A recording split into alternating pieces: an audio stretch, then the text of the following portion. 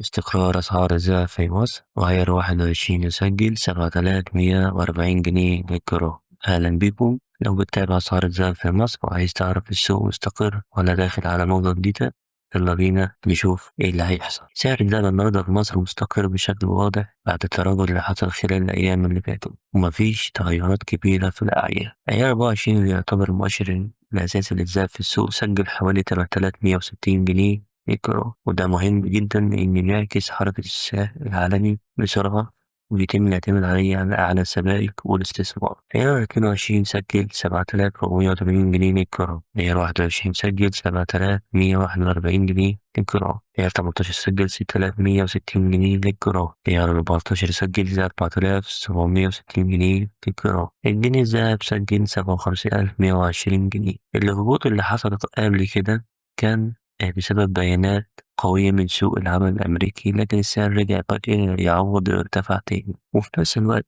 ارتفاع أسعار النفط بيخلي في توقعات إن الفايدة تفضل عالية لفترة، وده بيضغط على الذهب ومخليه يتحرك في نطاق كبير، وده اللي مخليه في حالة استقرار في مصر. لو عايز تتابع أسعار الذهب في مصر متنساش تعمل لايك وتشترك في القناة عشان يوصلك كل جديد. سلام.